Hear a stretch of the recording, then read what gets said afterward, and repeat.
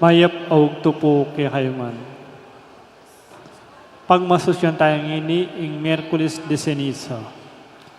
Kambeda po din kaya katampa sariling kapag nasan kaniting misa, pakiabetala naman po din makatuking intentions. Ing kapasalamatan na po di Mayor Rudencio and Mrs. Daisy Gonzalez, Chris and Rona Gomez and family, Jose Pepe Hison. Special intention, Mayor Daddy Tumang, Engineer Jesus Punsalan, Gemma Lumba, Ning Torres, Jose Pepe Hison, para king malalagwang kapaldanan dari Son Barrera, Natividad Perez, Espiridion Kayanan, Belia Trinidad, Iris Trinidad, Michael Alfaro, Rosel Montemayor, Bianca Marie Santiago, Sydney Obenario, Aida Ocampo, para king lananggang kapainawan ning kaladwa dari Josepa, Conchita, Jesus Senior, Raimundo, Remedios, June, Maria Luz, Monico, Alejandra, Maura, Daniel Jr., Daniel Sr., Maria Ruth Karen, Anastasio, Francisca, at ding maldang kaladwaking purgatorio.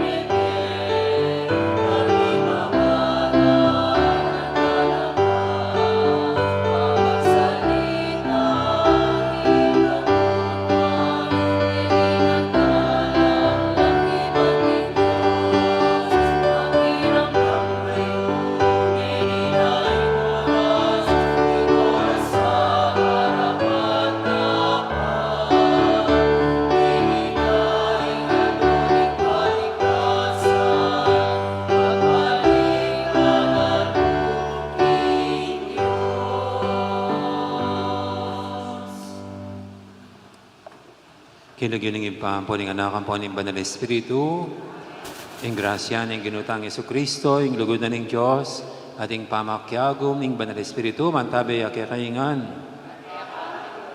Maya pa ugto kakaingan po. At hindi po magumpisanin naman po yung bayong panahon, kayong kakatamong kalendaryong liturikal, pansamantala tayong nililili, yung karaniwan na panahon. Dulog tangin iking banal ng panahon, yung Kwaresma, at umpisan tayo ni king pamangaskas abu karing kakatang kanuan, nausan tayo pong Merkulis de Abu o de Ceniza.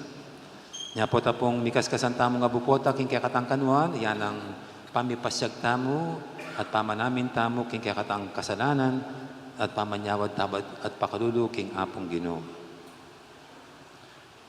Manalangin tamo.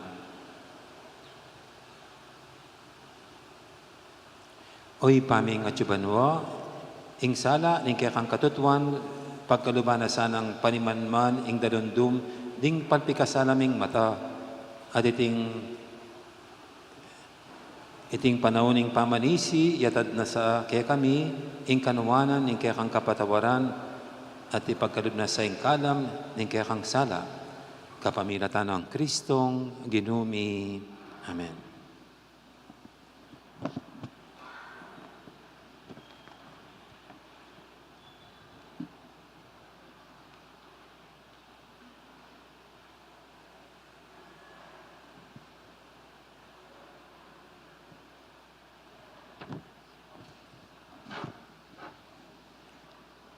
Pamamasang ibot, king libro ning Propeta Joel. Oneng agyang ngeni, nga naning Ginoo, sumisi kayo at magbalik lub ka nako, king mabilog yung puso, at kayabe ning pamag-ayuno, kiyak kayo ampong lungkot. At gabakan ding puso yu, at aliwaing imalan yu. Magbalik kayo, king ginungke kong Diyos. Magana kayo at mitmuya king lunos, mapibaba tayo at tutuparano sa blang pangako no. Manatili ang mamatawad, kapilan man e biyasang mamaruso. Siguro, ing ginungke kong Diyos, makidwan niya lub, at kayabe ning dakal apupul, ing bendisyon na kaya kayo, ibieno. Kanita iyayin ko king Ginoo, alak ampon binutil.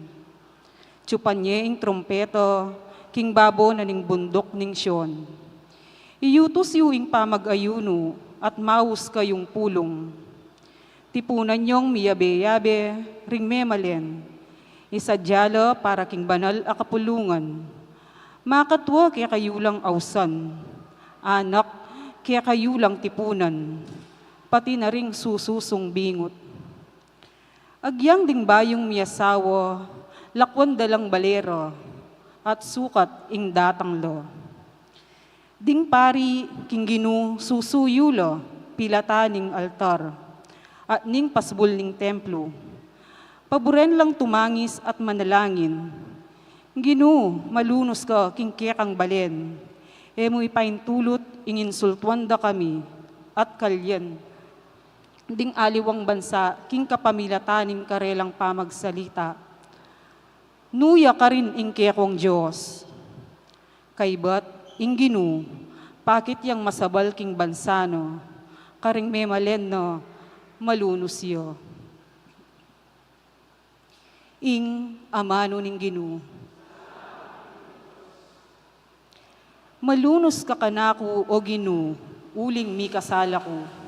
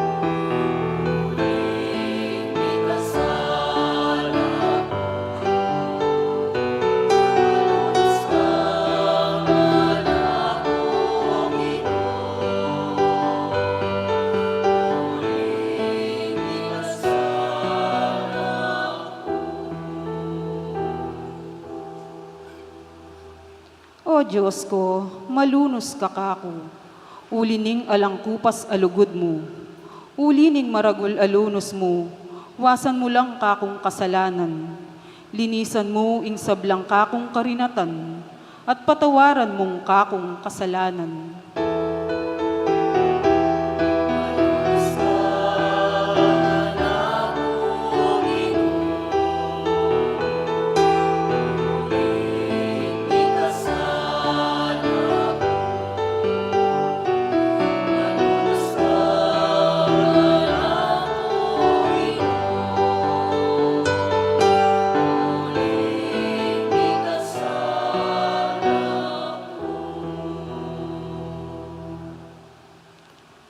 Kalukulang kakong kakulangan, at din kakong kasalanan.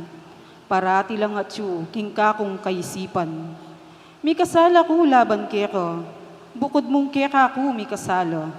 Depat ko itang emayap kingarapan mo, inya matulid ingatulan mo ko.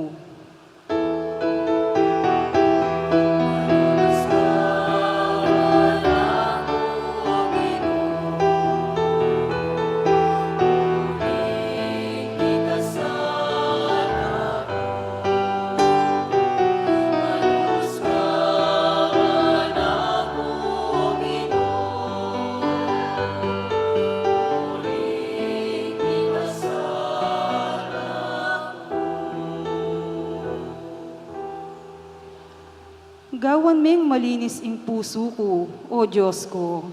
Ibayo me ing pilubluban ko, at katapatan ibiye mo ka na ako. Emo ko tatabi king kekang ngarapan, may lalako kako ing espiritu mong benal.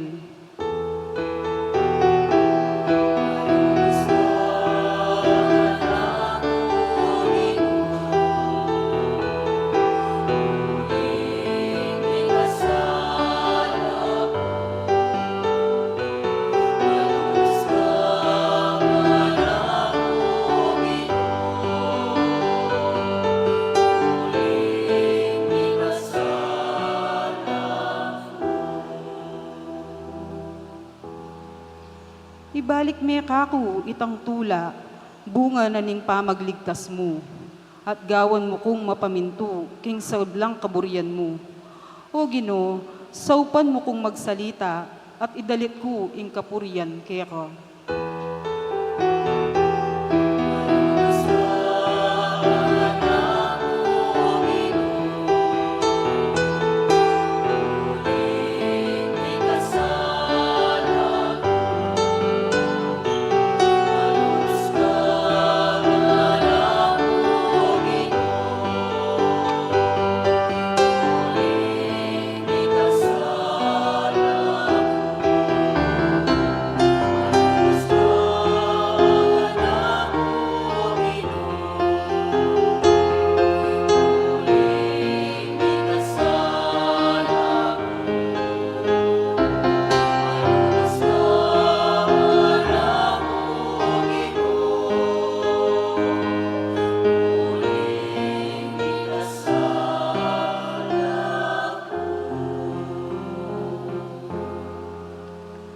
Pamamasang ibal, king kadwa ng sulat San Pablo, Karintao, Korinto. Kapatad, at yu kami keti bilang pekakatawan ng Kristo. Ing Diyos, yan na mismo ing mamaus ke kayo, king kapamilatan mi. Alang-alang kang Kristo, makikasundo kayo, king Diyos. Eyo mikasala i Kristo. Dapot alang-alang king kakatamong ikakayap, tinuring neng makasalanan ning Diyos.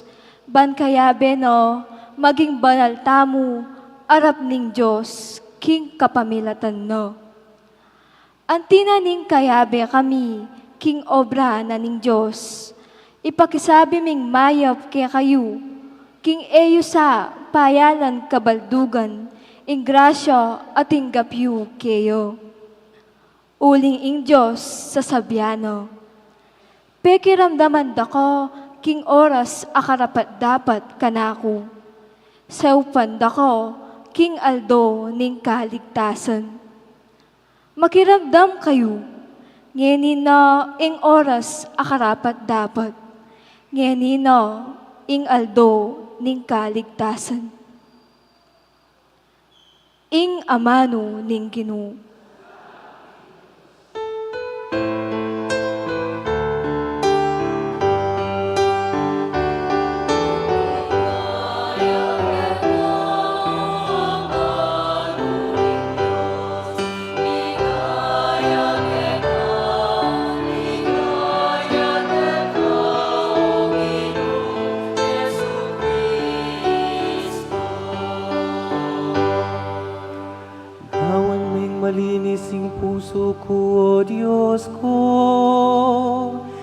Ibalik me kakuit ang tulang bunga ning pamagligtas mo.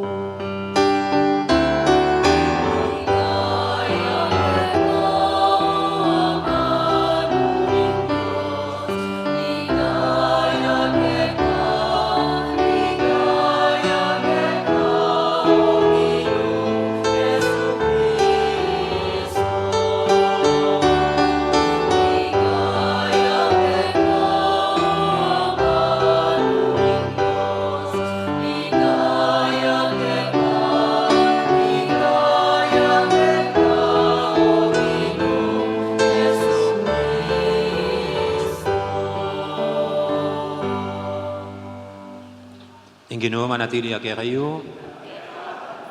Pamamasa king maya pawadita agpang kang San Mateo.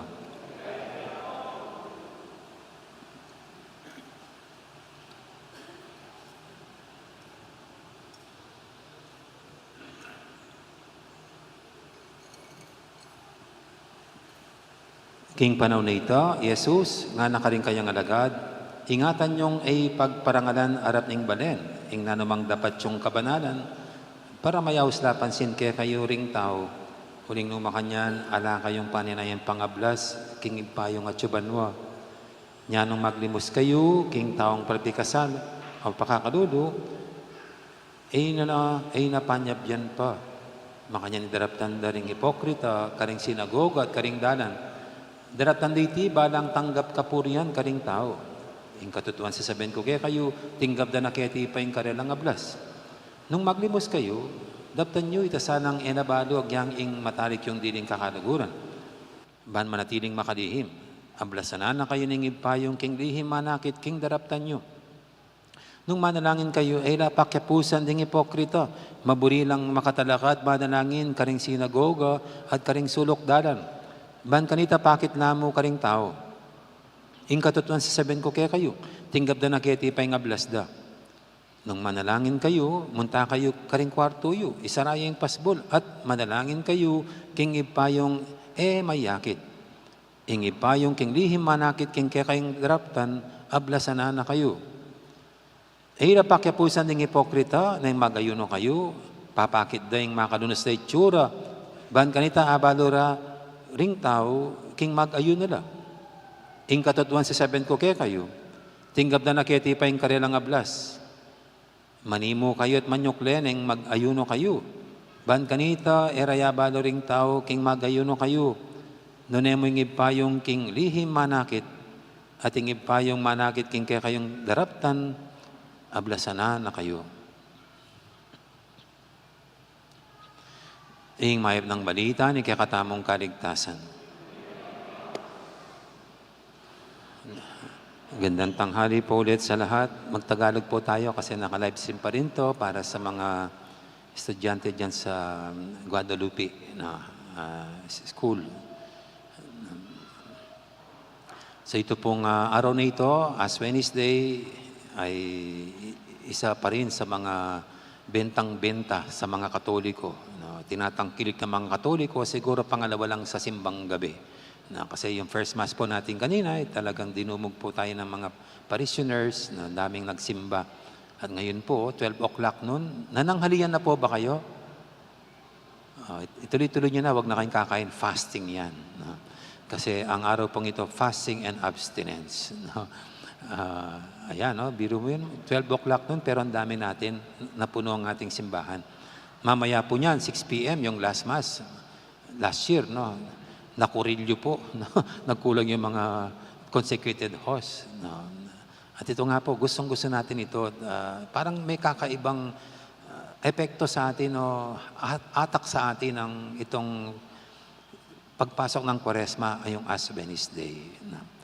At ano nga po bang pagkakahulugan natin dito? Ano nga ba itong Kwaresma para sa atin? Stop, look, and listen.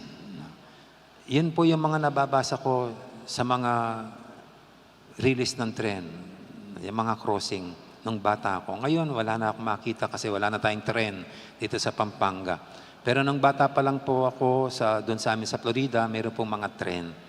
Kaya isa rin pong pinapaalala sa amin ng mga guru namin noon na pag dumadaan kami ng mga release ng tren, kailangan tigil muna, stop, look, magmasid-masid, baka may dumarating na tren, at makinig. At baka naman dahil hindi mo napansin, dahil sa kabilisan, at least baka marinig mo yung ugong ng tren. Para ano yon? Siyempre, para hindi ka masagasaan ng tren. Para hindi ka maaksidente. Kasi po, mayroon pong mga ganyang na-aksidente na yung mga nakasasakyan. Kaya dapat, pag ganun nasa crossing ng tren, stop, look, and listen. Iwas aksidente. Babala yung stop, look, and listen. Warning sa mga taong dumadaan. Ang Kwaresma po, parang ganyan lang sa buhay natin. Inaanyan tayo ng simbahan na tumigil muna, magmasid, at makirandam, makinig, listen. Inaanyan tayo ng simbahan sa panahon ng Kwaresma, bigyan natin muna ng ating sarili ng pagtigil sa mga bagay-bagay na ating ginagawa para magmasid-masid kung anong nangyayari sa buhay natin, kung anong nangyayari sa ating kapaligiran, sa ating komunidad, kung anong nangyayari sa ating lipunan. At makinig kung anong sinasabi ng ating kapwa, sinasabi ng mga nangyayari, at higit sa lahat, sinasabi ng Panginoon sa atin. Hindi po tayo pwedeng bulusok. Kung minsan, sa sobrang pagkababad natin sa mga sitwasyon natin, sa mga problema natin, sa gawain natin, kung minsan nalulunod na tayo at hindi natin nakapag-isip-isip at hindi natin alam, hindi natin namamalayan, mali na pala yung mga ginagawa natin. Mali na pala yung direksyon na tinatahak natin. Kaya ito, Kwaresma, panahon ng we stop for some time. At tingin-tingin, para makita natin ang tunay na direksyon na ating ngayon tinatahak. Kaya nga po, mayroong mga kanta pag mga ganitong panahon sa ating pananampalataya. Mayroong kanta sa Tagalog yung saan kami tutungo, kaming makasalanan. No? Saan kami tutungo, kaming makasalanan. Ganda po ng kanta. No? Dapat talaga, kung minsan tanongin natin sa sarili natin, saan ba tayo patungo, papunta?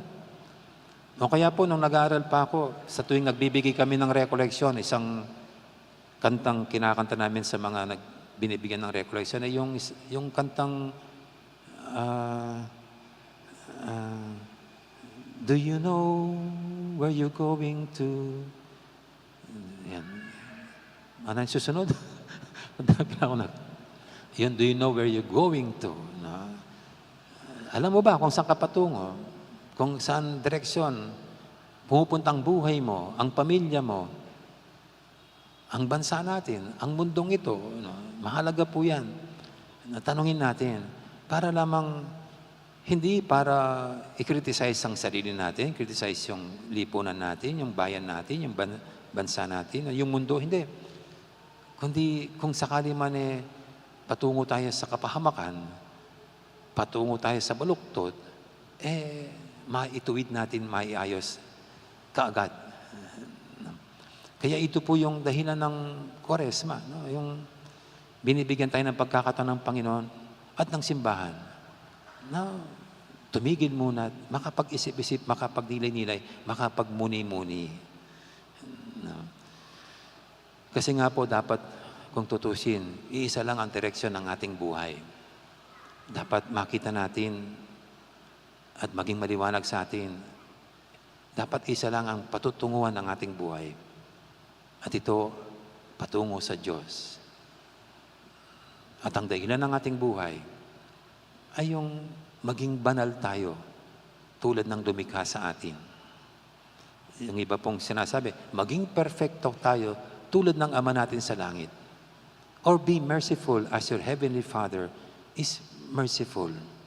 Na baka nakalimutan natin sa sobrang maraming pinagkakabalan dito sa mundo, pagpapakayaman, kumita ng pera, pagpapakasarap, akala natin yun na ang dapat pagkabalaan natin. Ang Kwaresma ay minamasmas tayo ginising. Dapat, huwag nating kalimutan, ang dahilan ng mabuhay ay maging tulad tayo ng lumikha sa atin.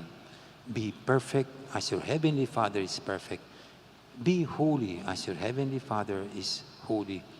Be merciful, just like your Father in heaven. Kaya ito pong pagbasa natin ngayon yung Ebanghelyo, yearly, ito pong narinig natin. Yung tungkol sa pagbibigay ng limos, tungkol sa pagdarasal, at tungkol sa pag-aayuno or fasting. Ano ba nga ba ang mga tatlong ito? Ito po yung 3 pillars of Jewish piety. Para sa mga Hudyo na nagnanais maging banal, parang ito yung pamamaraan. Ito yung daan. Yung una, pagbibigay limos. Yung pangalawa, pagdarasal. Pangatlo, fasting. Pagsasakripisyo. Pag-aayuno. Kung titignan po natin itong tatlo, yung una, yung pagbibigay limos, edi ang ibig sabihin lang yon, suriin ang relasyon sa kapwa.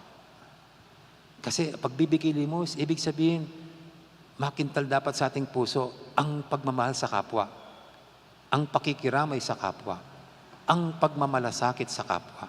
Para magbigay ka ng limos, ibig sabihin, isang mahalagang relasyon na dapat nating pangalagaan ay ang relasyon natin sa isa't isa bilang tao. After all, tayong lahat po dito, hindi tayo nabubuhay na mag-isa. Sama-sama tayong nandito sa mundong ito. At marapat lamang na magkaroon tayo ng damayan, pagmamalasakitan, pagtutulungan bilang tao. Kaya sa mga Hudyo po, ang pakikiramay, pagtutulungan, nandun sa kung sinong nangangailangan, silang higit na tulungan. Kaya pagbibigay ng limos. Kaya lang sa panahon pong ito, uso pa bang magbigay ng limos? Kayo po ba'y nagbibigay pa rin ng limos sa mga nagpapalimos dyan? Mga badyaw, o yan, mga bata dyan. Gayong, di ba mayroong batas sa ating gobyerno, bawal magbigay ng limos. Huwag tayong magbigay ng limos. At bawal din yung magpapalimos. Actually, dapat hinuhuli rin eh. Dahil bawal ang magpalimos sa daan. At kung magbibigay ka ng limos, ikaw rin mananagot dapat sa batas. Pero siyempre, binabaliwala natin yan. No? Bakit nga pinagbabawal ang magbigay ng limos? Ilang beses na po nating narinig. Kasi pag nagbibigay kang ng limos, malakas pa sa'yo, ang lakas-lakas, nasa kabataan pa, tapos nakapalad ang palad, tinuturuan mong magtamad. Hindi nagbabanat ng buto. Hindi mo binibigyan ng pagkakataon, madiskubre ng tao ang galing niya, ang kakayahan niya, ang karunungan niya, para maging produktibo at may bahagi sa lipunan ang anumang pwede niyang itulong. Pag nakapalad lang, what if ang daming magagaling sa mga nagpapalimos na yan, tamad lang? O nga naman, no? What if magaling pa yan sa atin, ayaw lang gamitin ng sariling kakayahan? Meron nga pong mga bata dyan na nagpapalimos Nang minsan biniro ko isa, sabi ko sa kanya, ako na lang mag-alaga sa iyo, wala akong anak. Araw-araw, magja-jollibee tayo. Dadalhin kita doon sa Toy Kingdom doon, ibibili kita ng mga laruan. Inaakit ko po siya, pero ayaw. Sabi ko, swerte mo, napakapogi ng mag-alaga sa iyo. Ayaw mo pa. Pero ayaw ng mga bata. Pero hindi sila nag-aaral. Parang sayang. Alam ko, ang Panginoon Diyos may binigay na galing sa mga batang yan. Kung may develop mo yan, kung maihasa mo yan, hindi mo alam kung anong pwedeng maibahagi sa mundo, sa lipunan. Kaya kung bibigay mo lang ng ganyan, tapos ibibigay sa nanay na nandoon nakaupo, o kaya sa tatay na baka gagamitin sa inuman, parang hindi ka tumulong, sinustentuhan mo lang yung bisyo ng kanilang mga magulang. Kaya yung DSWD, talagang pinagbabawalan tayong magbigay ng limos. Magbigay ng limos. Pero sa simbahan po, hindi kahit kayo magbigay ng limos. Itong panahon ng Kwaresma, inianyan ko po kayo, gumawa kayo ng sarili nyong altar sa bahay na may krus, siguro mga holy images, at maglagay po kayo ng isang alkansya. At dun sa alkansang yan, yung pong natitipid nyo, nasisave nyo sa inyong pagsasakripisyo, o kahit na di kayo nagsasakripisyo, yung kusa lang, ihulog nyo po doon sa mga lalagyan ng mga recyclable materials. At pagkatapos po ng Kwaresma, yan po'y babahagi natin. Yan po yung nagtutulong natin sa mga mahirap sa ating parokya. Yun po, alam na alam natin sila talaga'y nangangailangan. Sila talaga ay nagdarahop sa buhay. Hindi tayo niloloko. No? Alis doon magandang patutunguhan ng ating mga donasyon, mga limos. No? Yan naman po yung gusto nating mangyari. No? Kaya ito pong pagbibigay limos, ang punto lang nito kung meron tayong dapat pangalagaan sa buhay natin, ito, ang relasyon natin sa isa't isa. Matuto tayong makiramay, tumulong, magmalasakit sa isa't isa. No? At yung pangalawa rito, yung pagdarasal. Ano nga ba yung pagdarasal? Hindi ibig sabihin, makipag-isa ka sa iyong lumikha. Makipag-usap sa iyo ay lumikha. Pagdarasal. Ibig sabihin ng panahong ito, inahanyanan tayo ng simbahan kung mayroong isang relasyon na dapat din natin palalimin at pangalagaan. Ang relasyon natin sa Panginoon. Yan ang isang mahalagang dapat mapanatili natin. Ang relasyon natin sa Panginoon. Kaya may pagdarasal Pagdarasal. At sa pagdarasal natin, pwede kayong magsimba, pwede kayong magrosaryo, pwede rin yung personal prayers. Ang mahalaga po dito, nakikita natin ang kahalagaan na dapat nating panatilin sa buhay natin ang relasyon sa Panginoon. Kasi po sa buhay natin, mawawala lahat ng bagay. Mawala ang pera natin, kalusugan natin, mga kinakapitan natin. Tanging Panginoong Diyos lang ang matitira. Kaya kung hindi very healthy ang relasyon sa Panginoon, pag magkaroon tayo ng trahedya o anumang masamang nangyari sa buhay natin, baka mahina tayo. Kasi hindi na ito nakakapit sa tunay na dapat pagkapitan, ang Panginoon. Kaya ito pong Kwaresma, yan. Kung yung una, pagbibigay limos, pangalagaan ang relasyon sa isa't isa. Ang pangalawa ang relasyon sa Panginoon. At yung pangatlo po, tignan nyo naman, pag-aayuno, fasting, ano bang kahulugan nito? Ibig sabihin, hindi ka muna kakain. Bawasan mo yung pagkain. Yan po yung fasting. Bawasan ang pagkain, fasting. Sa mga Muslim po, hindi sila kakain ng almusal. Pag Ramadan, hindi sila kakain ng panangalian. Pero pagdating ng gabi, lafang.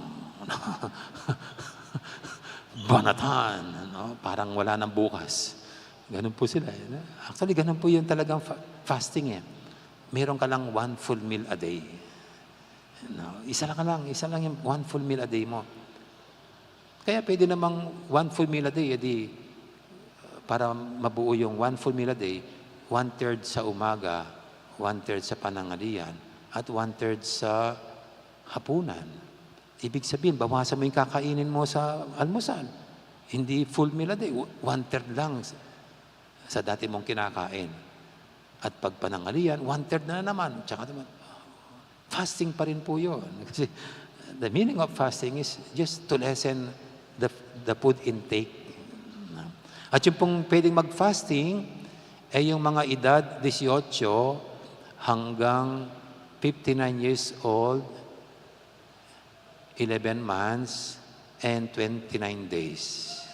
Yan. Pag senior ka na, eat all you can buffet. Kaya kayong mga senior, sige, kain na kayo ng kain hanggang sa mga empacho kayo. Pero yun po, yung fasting. Iba po yung, kasi hindi naman nakabanggit dito yung abstinence. Sa ating Katoliko, mayroon pang abstinence. Pag abstinence po, ang ibig sabihin na ng abstinence ay huwag kakain muna ng masasarap na tulad ng karne o kaya mga hipon, yan, masarap yan, mga sugpo, tsaka alimango, alimasag. Kaya kain ka muna yung ayaw na ayaw mo, no? Kasi yan ay form of sacrifice. At yung pong pwedeng sumama sa disiplinang ito ng abstinence ay yung edad 14 hanggang humihinga. No, wala na pong age limit sa taas. From 14 years old hanggang kahit 100 years ka na, kasama ka pa rin sa abstinence.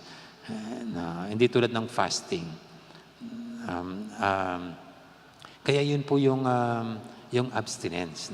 Magandang maturuan yung mga bata ukol dito. At ano nga ba itong fasting and abstinence? Di parang self-discipline lang, control.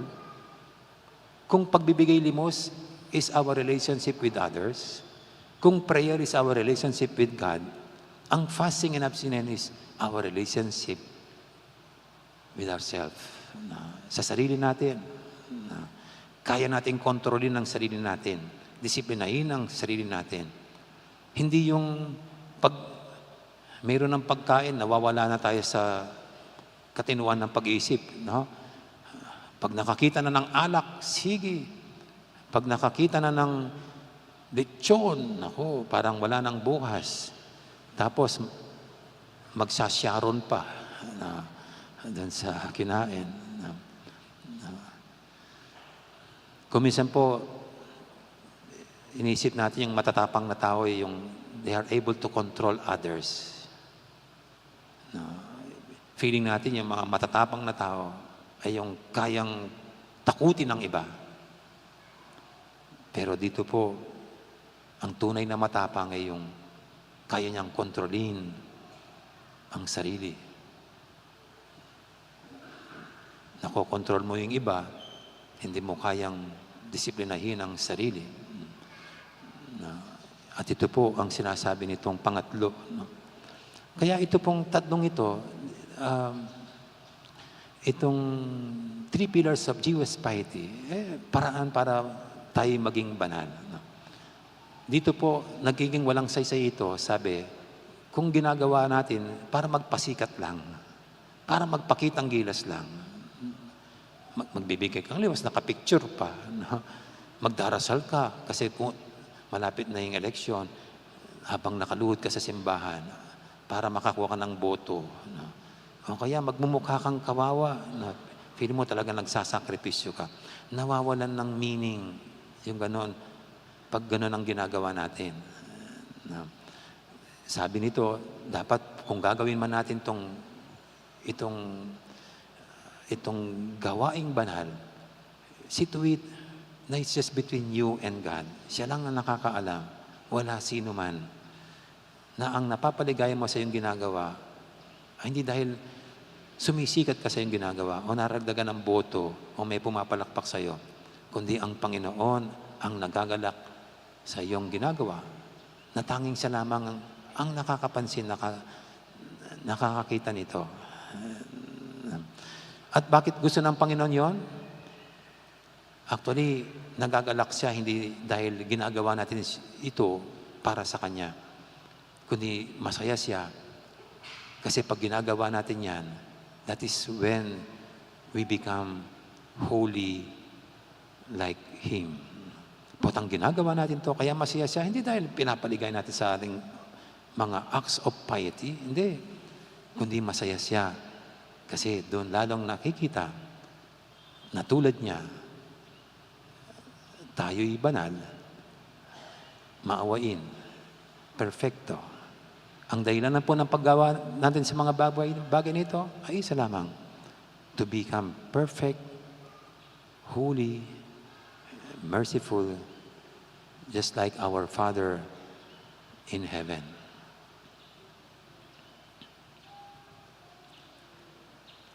Amen.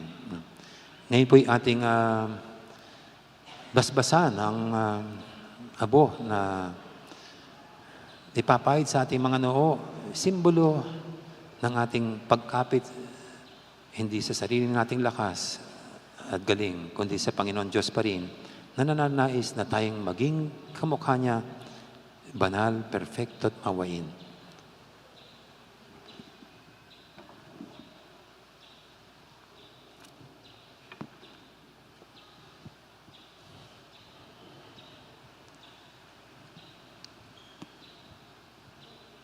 Nakakaluguran kang Kristo, aduan tamo king ipa, ing bendisyonana, iting abu, agamitan tamo ting tanda, ning kakatang kapanisyan.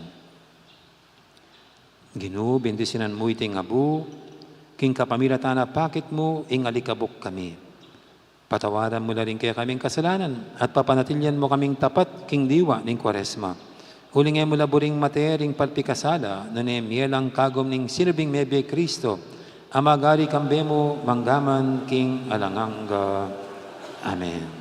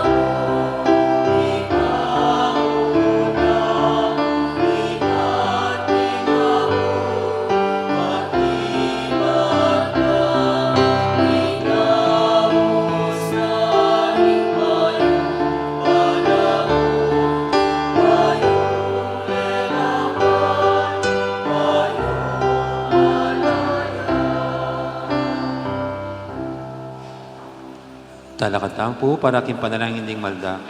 King balang panahon, kaluguran kong kapatad, kailangan tangang manalangin, dapat lalong-lalo na kaniting panahon ing pamagsadya, king pamanyubling mebye. Ing pakibat tamo, Ginoo, hausan mo kami, king pamanisi at pamibayong biye.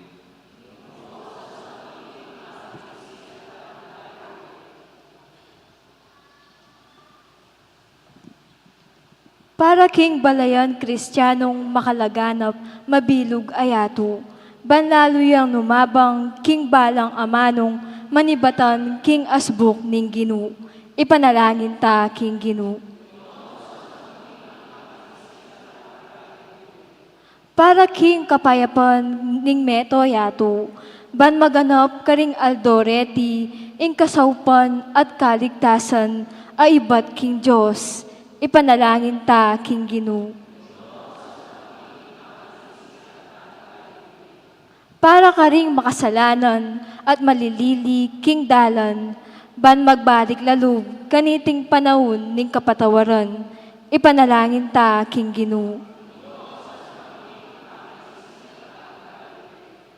Para kay katamo makatipon kaniting kapag masusyan, ban milako lubos, karing puso tamo, ing sablang kasalanan, ipanalangin ta, King Ginoo. Ngeni, aduan tamo yung sarili tang kapagnasan.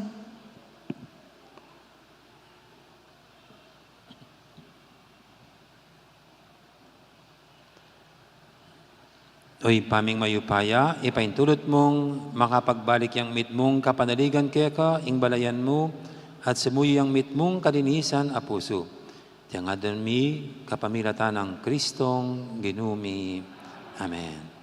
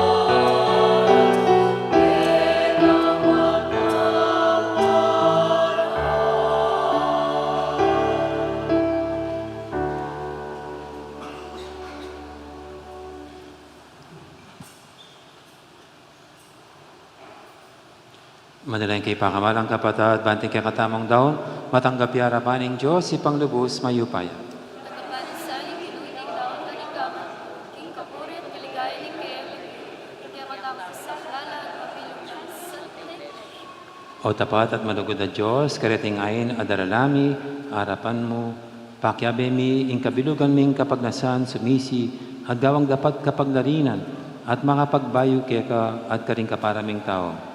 Dapat badumi ing alaking siganan nung alaka. Ipaintulot mong ing sakripisyo ning kaya kang anak, alila ng siganan ing kaya kaming kinan, ing masugid ming panalala, king sarili, king pangabuklat keka at karing kalupaming tao. Tiyadon mi king kapamilatan ng Kristong ginumi. Ing ginuma natilya kaya kayo, yat na yorem puso yu. Pasalamatan tayong ginu at Diyos tamo. Tunepin, karapat dapat at matulid, ing pasalamatan dakang paratit numang kanino ipa, Diyos king alangang galubos maipaya, king kaya kaming kapibabatan, king kasakitan, sasapan mo kaming mikatetagan sumupil, king kaya kaming kayungyungan. King pamakyapos mi, king kaluguran mong anak, amig pakasakit para kaya kami, ikakatula ming kapibabatan mi, at parangalan mo, ing kayapan mi, kapamilatan ng Yesu Kristong ginumi. Ulinita kaberi sa blangkoro, ring anghel karing banua, daralit ming kekang ligaya lantok ng ngaming babye, kapurian keka.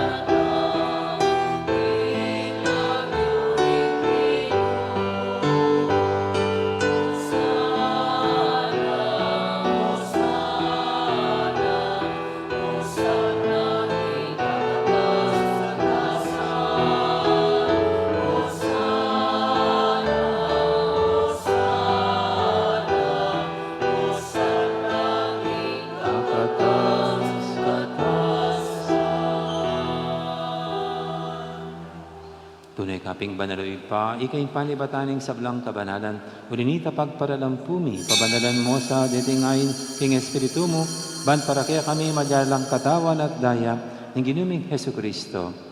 Bayami daang kusang loob, king pamaylasat kamatayan, kinwaning tinapit, pasalamat siya kaya ka. Piraso na binyene ka rin kayong disipulo nga natanggapan niya iti kung nga nadkanan niya. Tingin ka na akong katawan, amidawon, para kaya kayo.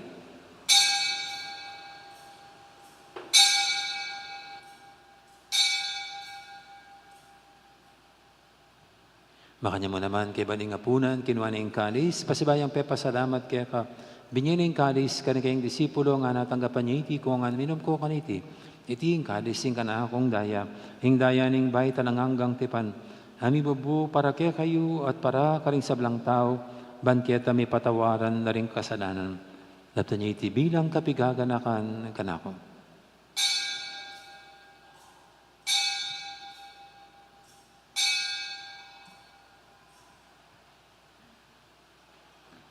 Ipasag tayong misteryo ng kasalpantayanan.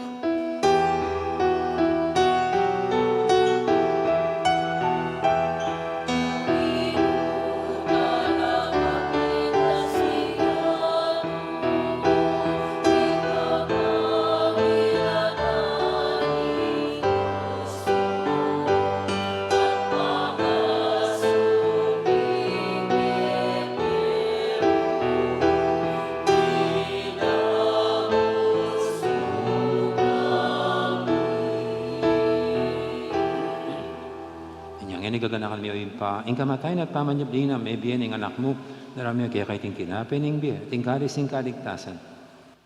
Laiming pasalamatan keka, ing pepalyarian mo kaming matampang talakadarapan mo ban sumuyo keka. Papangumaying pagamwa mo, king ikami ngan sanang misulusulu, king katawan at dayang Kristo, tipuna na kaming anting metong ning banal Espiritu. Ganakan me o ipa, ning Santa Iglesia mo makalaganap kimeto yato, ban mi ganap ikilugod, kambe ng Francisco kay kaming Papa, at Florentino kay kaming Obispo, ading sablang pare. Gana ka muna naman, ding kapatad ming pepainawan at maninayang subling miye, ading sablang mayango na biye. Tanggapan mo sana, kay maligay mong harapan, pakaduluan mo kengan.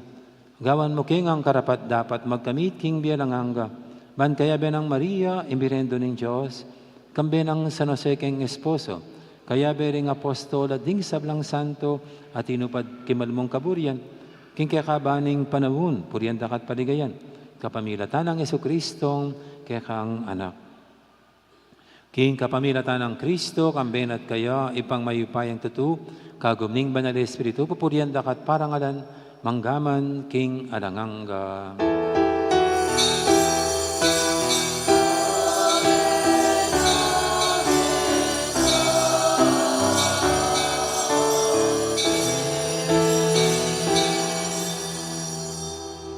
Mapaminto king amahan tera pangabo sa mibuk kimbanan ng turo nga tamang ining mangangas manalangin.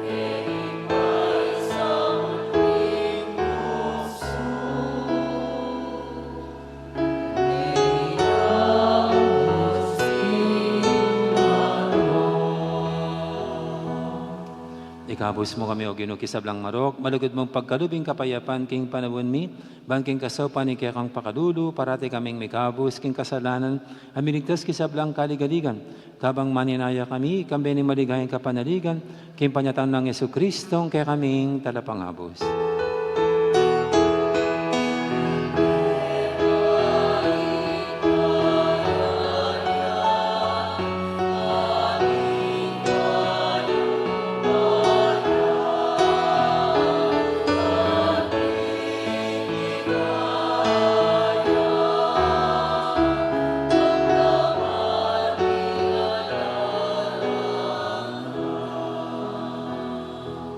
O ginuming Jesucristo, sinabi ka rin kaya kang apostol, ing kapayapan nalakwang ko kaya kayo, ing kapayapan ko babiya ko kaya kayo.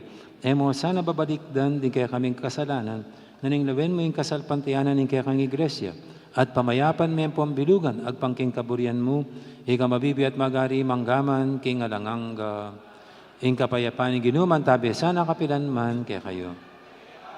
May kakapatatangan po, masyatamang ngayon po po gayang kapayapan. Kapayapan, kaya kaingan po, kapayapan.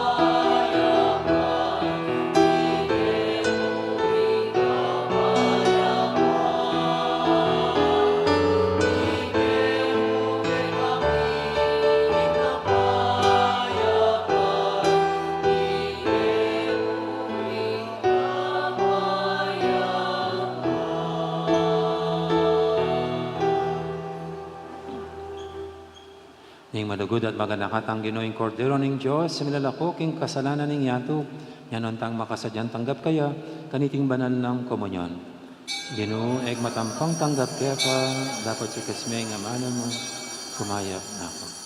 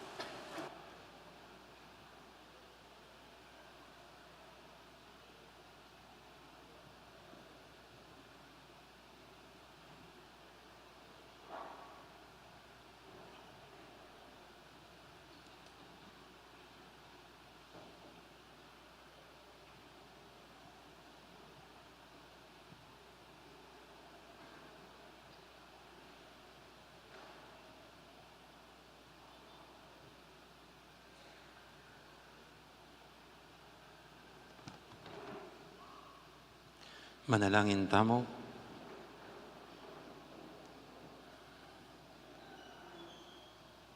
O Diyos, save kami, dindaming aus din kaya kang anak, amagbay kami, at maging balayan mo, malaya para kaya ka, at para king metong at metong.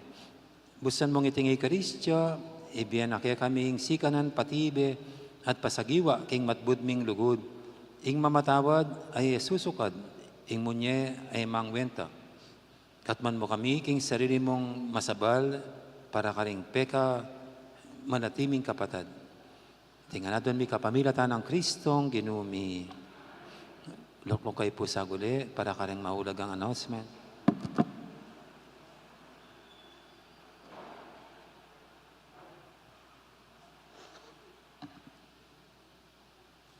Muna po, pata pong sisili matin pa pong last mass nganing aldoiting as Wednesday, 6 o'clock p.m. para kareta pong epamekasimba. At ulitan kaya mo po, ingaldo pong ini, para karing edad 18 hanggang 59 years, 11 months and 29 days. Ilang obligadong mag-fasting. Pero ngayon po, ay naman makanta ka strict in pisamban. Pero nung rin fasting, at kibat po yung abstinence, para kanyang edad 14 hanggang mangisnawa ka. Kabilang ka pa rin kayong abstinence. Siyempre po yung fasting, bawasan yung kakanan, abstinence, pamamangan manyaman, lalo po yung karni. Yung alimango, ang popang sugpo. Ito po. Okay. At katlo na po nini, huli pong kini parokya tamo tintanang program, patse po makanini, itang Bieco Biemo Alcancia. Sana po karing balayo po, gawa kong sarilyong altar. O yan po, yata makalto. Gawa ko pong alkansyayo, no mga nalasais. Atin pong sticker available, kaya tayo dikit siya po itang sticker. Kaya pong altar yung gawa nga ito, pwede ko pong mamaldog. Siyempre po, patse malati itang pidatukanan, dagdagan niya, siya 500. Patse po maragulya, siguro diyang ilati bang diyang 100 na mo, balang munta kayo. Pero, nung kasindagol na po niyan, ganagana baldog yun. Pesos, 5 pesos, 10 pesos, 1,000. Marakalya po naman So kaya rin na po ning Kwaresma, pata pong Easter, pwede yo pong i-offer, kalupa ni gagawan tamo kayo ni Patse Offertory. Ila pong gagamitan tamo rin para panyaw tamo ka rin kapuspalad tang kapatid king parokya. Kaya pong mga nabasa na banwa, anam na pong pamilya kanta rin kakatang dirinan sao, at least a month, 2,000 pesos worth of groceries. Anong kita pong metong meten, so 5 na lamo. So 5. At siguro po, mas dagdagan tayo pa yung programa ngayon, potanda ka pa po rin kaya katamong alilikom. So karila po munta, karetang sisopang tamong pamilya, anong kayo po ilaman pamilya, magdididili na lamo, sisopang talang monthly through groceries. Okay, so ito po yung kaya kayong sakripisyo at limos, ay po miyala ko kwenta, uling atin niya po talagang tune, pupuntanan, dating sa sopan tamong magkakasakit ting parokya tamo. Okay, so nakal po salamat, talakad tana para kintauling bendisyon. So ulit ko po natin pong sticker kita, na naman pong gamitan yung recyclable material sa gawa yung alkansya, dikit mo po itang sticker. Okay. Ang ginawa natin kaya kayo, at bendisyonan ako nga ng Diyos sa may paintuto, ingib pa, ampuning anak, ampuning banal espiritu, may harinig kakatang kapag masusyan, umetanangin luguran tayong Diyos, ating kapara tamong tao.